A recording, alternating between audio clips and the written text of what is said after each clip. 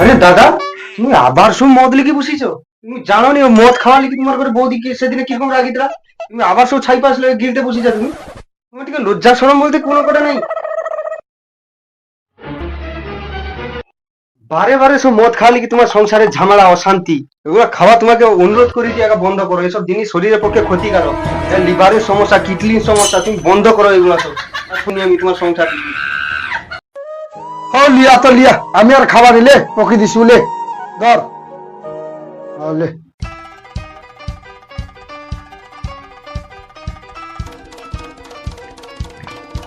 ওই ছিপিটালে রে, ছিপিটালে রে, আরে বাড়া ছিপিটালে রে, আর ছিপিটালে রে।